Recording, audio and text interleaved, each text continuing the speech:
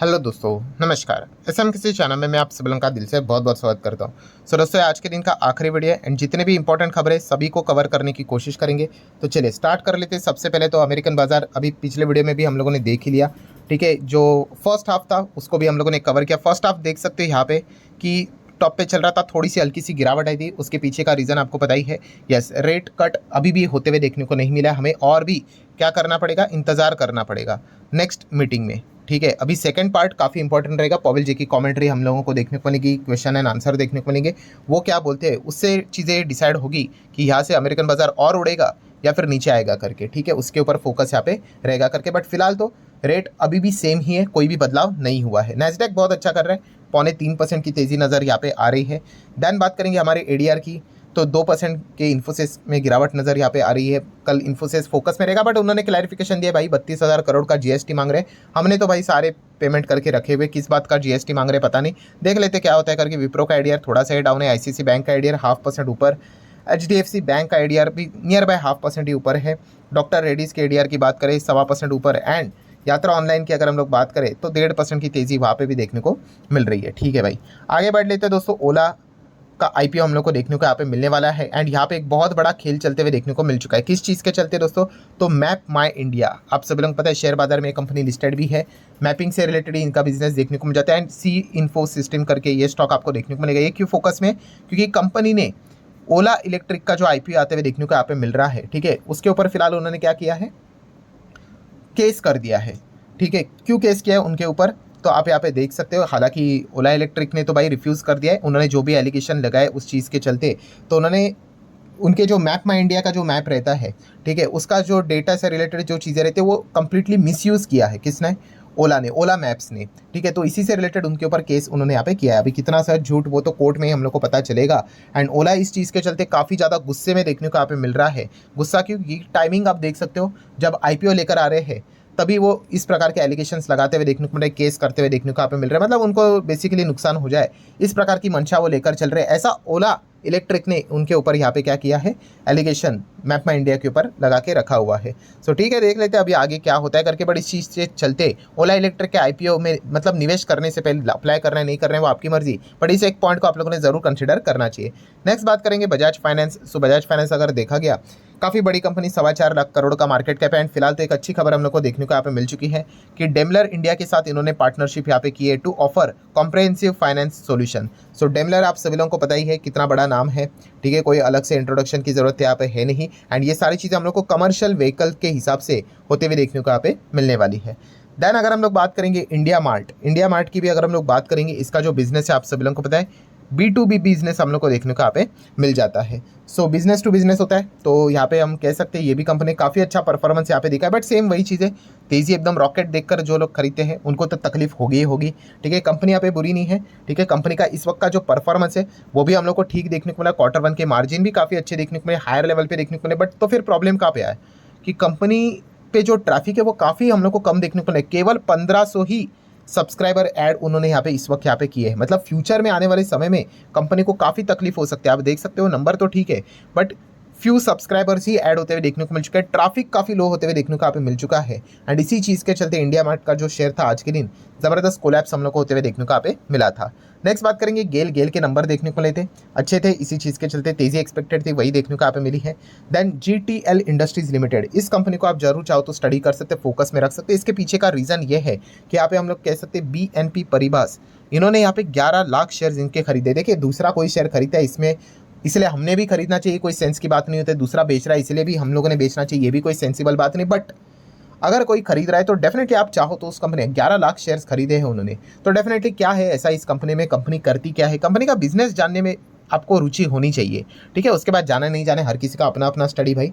ठीक है, तो इस हिसाब से आप चाहो तो वो क्यूरियोसिटी आप लोगों में ज़रूर होनी चाहिए। मेरे में तो ज़रूर रहती है। वो क्यूरियोसिटी में ज़रूर उस चीज़ के चलते क्या करता हूँ, उन कंपनीज को स्टडी करने की कोशिश करता हूँ। ऐसा नहीं कि खरीदने आए करके, क्योंकि इतना तो देखा गया तो कितने बड़े प्लेयर्स देखने को मिल जाते हैं, म्यूचुअल फंड देखने को मिल जाते हैं, इंस्टीट्यूशन देखने को मिल जाते हैं, वो कोई ना कोई शेयर खरीदते बेचते हैं। ठीक है, तो हर शेयर को उनके हिसाब से खरीदना बेचने को अगर हम लोग लग गए तो दिक्कत हो जाएगी। बट हाँ, नॉलेज के लिए हम लोग ज़रूर इन चीज़ों को कंसिडर कर सकते हैं। देन टिटागरेट रेल सिस्टम की बात करें, ये भी स्टॉक हम लोग को 3.25% के आसपास नेट गिरावट देखने को मिली। एक्चुअल गिरावट इससे भी ज़्यादा देखने को मिली थी, 1600 के लेवल को भी तोड़कर 1532 तक चला गया था। सो ऐसा क्या हो गया था, तो कंपनी के जो नंबर थे, ठीक है, इतने कुछ खास बाजार को पसंद यहाँ पे नहीं आए, तो इसी चीज़ के चलते गिरावट हम लोग को देखने को मिली थी। आगे बढ़ेंगे HFCL से रिलेटेड। HFCL की अगर हम लोग बात करेंगे तो हम यहाँ पे कह सकते हैं एक उन्होंने क्रिटिकल डिफेंस टेक्नोलॉजी डेवलप यहाँ पे की है, एंड फिलहाल तो उनका ये मानना है कि आने वाले समय में वो यहाँ पे क्या कर सकते हैं, एक्सपोर्ट भी यहाँ पे इसको कर सकते हैं। तो इसी के ऊपर वो फिलहाल तो फोकस यहाँ पे रख रहे हैं। अगर एक्सपोर्ट से रिलेटेड मतलब अगर विदेश की ओर से इनके जो टेक्नोलॉजी है नई जो उन्होंने डेवलप यहाँ पे किया, अगर उसका अच्छा डिमांड अगर आ जाता है तो ये अच्छी कमाई भी यहाँ पे कर सकते हैं। PDS लिमिटेड, ये इस कंपनी को भी आप जरूर चाहो तो स्टडी पर्पस के लिए फोकस में रख सकते हो। इसके पीछे का रीजन है ICICI mutual fund. Yes, ICICI mutual fund की अगर हम लोग बात करें, उन्होंने इसके 10 लाख शेयर खरीदे, तो सेम चाहो तो इसको स्टडी यहाँ पे कर सकते हो। ठीक है, कुछ नई चीज़ें आप लोगों को सीखने को मिल जाती है। बैलेंस शीट पढ़ना होता है, PNL पढ़ना होता है, मैनेजमेंट के बारे में जानना होता है, बिजनेस क्या है वो जानना होता है। ये सारी चीज़ें आप लोगों ने जरूर यहाँ पे करनी चाहिए। देन बात करेंगे दोस्तों तो Tata Motors. Yes, Tata motor अगर देखा गया तो कल के दिन काफ़ी ज़्यादा फोकस में रहेगा, क्योंकि कंपनी के Q1 के रिजल्ट हम लोग को देखने को मिलने वाले। सबसे अच्छी बात यह है दोस्तों, कल के दिन के हिसाब से काफ़ी कंपनीज के इंटरेस्टिंग कंपनी के नंबर देखने को मिलेंगे। जैसे कि आप देख सकते हैं आदित्य बिरला कैपिटल, ये स्टॉक के नंबर हम लोग को देखने को यहाँ पे मिलने वाला है।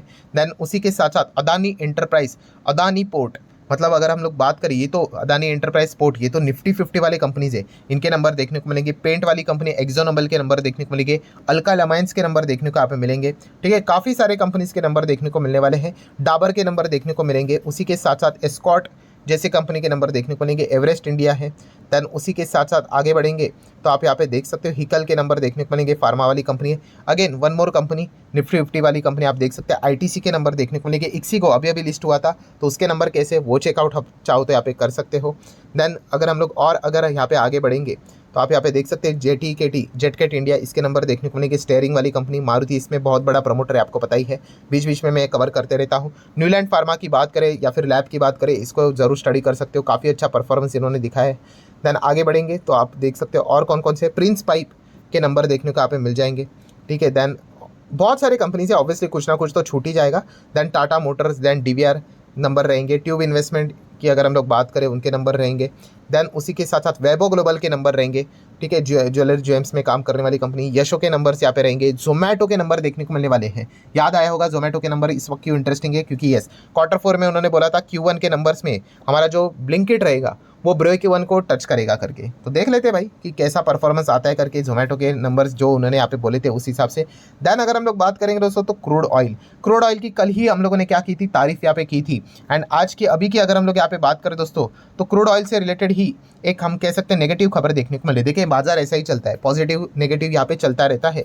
जिस प्रकार से ग्लोबल लेवल पे एक्टिविटी होती है वो चीज़ें यहाँ पे हम लोग को रिएक्शन दिखाते हुए देखने को मिल जाती है। सो अभी आप देख सकते हैं दोस्तों क्रूड ऑयल में 2.5% की जंप हम लोग को देखने को मिल गई, एंड WTI तो 4.25% ऊपर जाते हुए देखने को मिल चुका है। सो ऐसा क्या हो गया भाई क्रूड ऑयल से रिलेटेड, तो आपको पता ही है मिडल ईस्ट ये हमारा सबसे प्राइम फोकस वाला एरिया रहता है। एंड मिडल ईस्ट से रिलेटेड आपको पता है एक ज़बरदस्त खबर देखने को मिल चुकी है। इजराइल हमास की जो लड़ाई देखने को मिल रही है, इसमें हमास के जो लीडर है उनकी हम लोग को हत्या होते हुए देखने को मिल चुका है, उनका असैसिनेशन हम लोग को होते हुए देखने को मिल चुका है। एंड इसी चीज़ के चलते क्रूड ऑयल के प्राइस वापस शूट होते हुए देखने को मिल जाते हैं। मतलब इसका अर्थ क्या होता है कि अभी उन्होंने यहाँ पे हमास के लीडर को मारा है, मतलब डेफिनेटली उनके ओर से भी कोई ना कोई रिएक्शन देखने को यहाँ पे मिल जाएगा। मतलब मिडल ईस्ट में जो हम लोग को तू में चलते हुए देखने को मिल जाती है वो क्या हो जाएगी, थोड़ी सी और आग भड़कती हुई देखने को यहाँ पे मिल सकती है। तो इसलिए आप देख सकते हैं फिलहाल तो बताया जा रहा है हमास के लीडर जो हम लोग को देखने को मिल रहे तेहरान में थे, एंड मिसाइल स्ट्राइक यहाँ पे कर दी जा चुकी थी, एंड उसी में ही उनकी हम लोग को यहाँ पे डेथ होती हुई देखने को यहाँ पे मिल चुकी है। ठीक है, तो इसी खबर के चलते यहाँ पे हम कह सकते हैं वापस वो डिस्टर्बेंस, वापस वो धमकी भरा वाला माहौल देखने को यहाँ पे मिल रहा है। अगर चीज़ें धमकी तक ही रही तो वापस क्रूड शांत हो जाएगा, 80 के नीचे आ जाएगा। अगर कोई एक्टिविटी हो जाती है, बड़ी एक्टिविटी हो जाती है, ठीक है, तो ऑब्वियसली पूरे ग्लोबल लेवल पे वो चीज़ें हम लोग को देखने को मिलेगी, तो क्रूड और भी शूटअप यहाँ पे हो सकता है। एंड इस चीज़ के चलते मतलब बोलते हैं ना एक पॉसिबिलिटी बनती है भाई वॉर हो सकता है कि नहीं। वैसे तो वॉर तो कोई नहीं चाहता है, बट यस फिलहाल तो ये चीज़ें हम लोग को बाजार में देखने को मिल रही है। FSDS एक्टिविटीज़ की बात करेंगे तो 3,500 करोड़ का माल DIS ने यहाँ पे खरीदा है। वहीं पे FIS की अगर हम लोग बात करेंगे तो 3,500 करोड़ का माल उन्होंने बेचा है। सो आप देख सकते हैं FIS जितना बेच रहे हैं उसी के आसपास अप्रॉक्सीमेटली DIS माल खरीद के मार्केट को नॉर्मलाइज रखने की कोशिश यहाँ पे कर रहे हैं। बट आप सभी लोगों को पता ही है कि DIS का कॉन्फिडेंस किस चीज़ के चलते बढ़ा है, रिटेल इन्वेस्टर के चलते। रिटेल इन्वेस्टर लगातार DIS को पैसा देते जा रहे हैं, मतलब म्यूचुअल फंड के द्वारा उनके पास फंडिंग आती ही जा रही, इन्फ्लोज आते ही जा रहे हैं। एंड DIS इसी चीज़ के चलते काफ़ी ज़्यादा हम लोग को स्ट्रॉन्ग होते हुए देखने को यहाँ पे मिल चुके हैं। बट ये स्ट्रॉन्गनेस लगातार बरकरार यहाँ पे रहनी चाहिए, इसलिए एमफी ने यहाँ पे क्या किया है, सरकार को रिक्वेस्ट यहाँ पे की है कि इन्वेस्टर का कॉन्फिडेंस बनाए रखे। ठीक है, 5 करोड़ से भी कम इन्वेस्टर हम लोग को म्यूचुअल फंड में देखने को मिल रहे हैं। एंड उसी के ऊपर अगर आप ऐसा सरप्राइजिंग वाला टैक्स बिक्स जैसी चीज़ें अगर लेकर अगर आओगे, एंड अगर उनका कॉन्फिडेंस अगर कम हो गया, एंड अगर वो वहाँ से अगर पीछे हट गए वापस, ठीक है, तो डीआईएस वापस कमजोर हो जाएगा एंड वापस सारी चीज़ें एफआईएस की ओर हम लोग को जाते हुए देखने को मिलेगी। ये हमारे मार्केट के लिए अच्छी बात नहीं रहेगी। अभी देख लेते हैं सरकार आगे यहाँ पे क्या करता है करके। तो ये सारी चीज़ें अभी तक तो हम लोग को देखने को मिल चुकी है। तो ठीक है दोस्तों, जितने इंपॉर्टेंट पॉइंट्स थे सारे कवर कर ले। वीडियो हेल्पफुल लगा होगा तो चाहो तो लाइक एंड शेयर कर सकते हो। मिलते हैं कल, तब तक के लिए बाय बाय।